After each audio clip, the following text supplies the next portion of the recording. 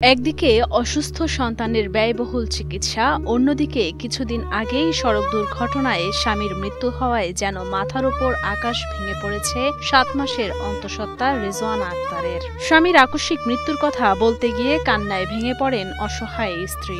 সে চলে যাওয়ার ৫ মিনিট আগে এমন মেয়ের সাথে কথা বললো যে বাবা আমি যাচ্ছি, যাই তোমাকে খাওয়াবো। মেয়েটাকে বলতেছে আমি ৫ মিনিটের মধ্যে বাড়ি ফিরতেছি, তোমার মেহেদী ভাইয়ের সঙ্গে দুটো কথা বলে আমি আসতেছি।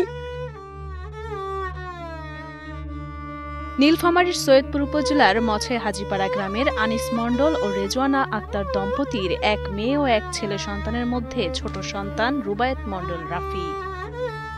হাসিখুশি পরিবারটিতে হঠাৎই নেমে আসে শোকের ছায়া। ৬ মাস আগে বাড়ির পাশে স্কুল মাঠে ফুটবল খেলতে গিয়ে বাম পা ভেঙে যায় রাফির। চিকিৎসকের কাছে নেওয়া হলে পা প্লাস্টার করে দেওয়া হয়, তবে কিছুদিন পার হয়ে গেলেও সুস্থ হয়ে ওঠেনি সে। ছেলেটা সুস্থই ছিল, ৫ম শ্রেণীতে পড়ে। শুক্রবারের দিন হঠাৎ খেলতে গিয়ে দুপুর ১টা ৩০ তার পা ভেঙে যায়। শেষমেশ জমিজমা বিক্রি করে ও ধার দেনা করে ঢাকার একটি হাসপাতালে নিয়ে গেলে সেখানে বিভিন্ন পরীক্ষা নিরীক্ষা শেষে ক্যান্সার শনাক্ত হয় রাফির। সেই সাথে অ্যাস্টিওসার্কোমা রোগে আক্রান্ত সে।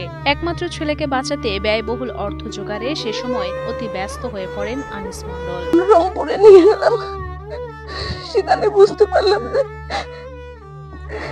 সেখানে পাটার মধ্যে ক্যান্সারে আক্রান্ত। তারপর উনি বলল যে এখানে আমার এখন সার্জারি করা যাবে না, ক্যান্সার আগে নিয়ন্ত্রণ করতে হবে, তারপর সার্জারি করা লাগবে। চিকিৎসকের পরামর্শ অনুযায়ী রাফিকে 4টি কেমোথেরাপিও দেয়া হয়। এরপর তাকে উন্নত চিকিৎসার জন্য ভারতে নেয়ার পরামর্শ দিলে সকল প্রস্তুতি নিতে শুরু করেন আনিস মণ্ডল। তবে ভাগ্যের নির্মম পরিহাসে ছেলেকে নিয়ে ভারতে যাওয়া তো হলোই না, বরং ২৫শে আগস্ট সড়ক দুর্ঘটনায় প্রাণ হারিয়ে পাড়ি জমালেন পরপারে। সব তো শেষ করছে, বাচ্চার পাশে ৭-৮ লাখ টাকা সবকিছু শেষ করছে। বাচ্চাটা এখন ছেলে তো মারা গেল, এখন কিভাবে সংসার চলবে, কিভাবে বাচ্চাটাকে বাঁচাবে? আমাদের চিকিৎসা চালানোর জন্য এখন বর্তমান কিছুই নেই। উনি একমাত্র আমাদের উপার্জনকারী ছিলেন। বাবার আকস্মিক মৃত্যুতে এখন অনিশ্চিত হয়ে পড়েছে ১০ বছর বয়সী রাফির উন্নত চিকিৎসা। তার চিকিৎসার জন্য প্রয়োজন ১৫ থেকে ২০ লাখ টাকা। তাই সরকার সহ সমাজের বিত্তবানদের সহযোগিতা পেলে রাফি আবারও সুস্থ জীবন ফিরে পাবে বলে আশাবাদী স্বজন ও প্রতিবেশীরা। আমরা জানি না এই মুহূর্তে কিভাবে তার চিকিৎসাটা চলবে। আমরা দেশবাসীর কাছে আকুল আবেদন জানাই, আপনারা সবাই এই ইয়াতিম বাচ্চাটার পাশে থাকবেন।